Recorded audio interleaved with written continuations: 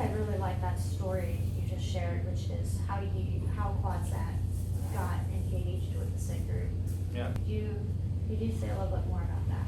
Yeah, so very early as QuadSAT was founded, we presented our technology to SES, and SES had people participating in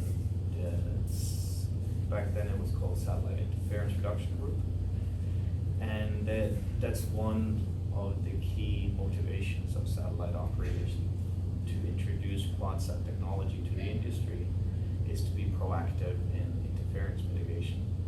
So therefore, I think it was also in their favor, but also for us to be taken a little bit under the wing from one of the larger satellite operators and be introduced as a very new company or even a concept at the time to the Satcom Innovation Group now, and that allowed us a forum to come and present our ideas, but also get very good feedback on what we were doing and what problem we were trying to solve. What were your greatest learnings from working with satellite operators and the SIG group in terms of informing your product and services? I think for me, I came from the maritime industry myself, so I was trying to solve the problem of a rigid testing system for a ship. So I had the perspective of a ship owner that had to take a ship out of port, sail it around, which costs a lot of money. But the thing is, if you have, I think there's some 20,000 plus ships now around with Satcom on, and so a satellite operator will say, yeah, but what about my satellite in space? That one is pretty expensive too, and if one of these ships are not performing correctly, or the antenna on these ships are not performing correctly, that generates interference and degrades that one or maybe several satellite operators network. And so that was one new perspective of it. And then I could also talk with antenna manufacturers, which have a different perspective again, which is that today we have to take an antenna to a test facility, and it can be difficult to also get time of a slot on a test facility. And if I bring my antenna to a test facility and there's something wrong with the antenna, then it becomes really complicated for them. So there is kind of three different scenarios on the same kind of problem. So thinking back on how we would tackle this in the maritime industry is basically, if you're having a problem with communication, then the ship is so expensive that it can even be cheaper to change the whole antenna.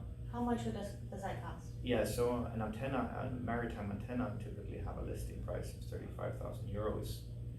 So that can be quite expensive, but what they will do first is that you bring as much spare components as you can, and if you can't identify what is wrong while you're in port, you basically just change as much as you can in the time that you have, to hope that you get the right one. Speaking of future technologies, coming off of the satellite event, I went at least to one briefing where they talked about 24,000 satellites in the sky, or whatever that gigantic quantity is going to be. How does that, what's going to be the impact of that on issues of interference, antenna quality, and of course, what's the implication for QuadSAT and your technology? Yeah, I think that's a very exciting future to look into. Is essentially building this digital platform in space of sensors, communication equipment, and everything. It's gonna help transform how we live as people.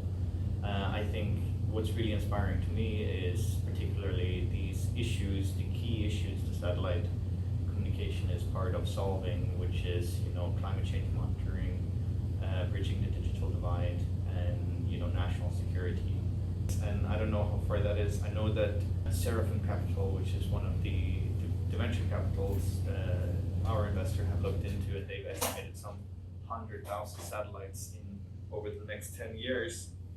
And I was just reading Euroconsult has a report on the ground segment, and I think in 3 or 4 years the number of antennas deployed globally will go from 7 to 14 million satellite antennas.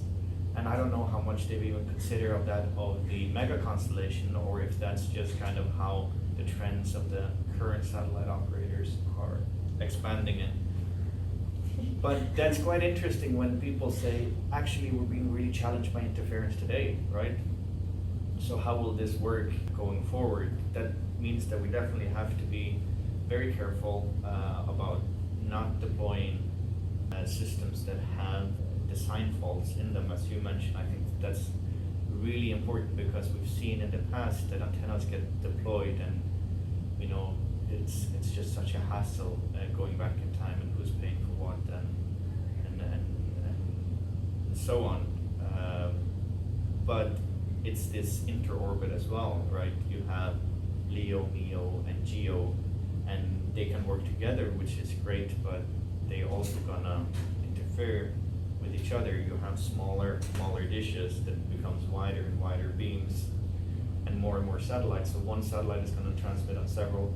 And not to think about, if you also turn it around, is that one satellite antenna is going to receive from many different satellites when they keep flying over and things like that. So I'm very curious to see.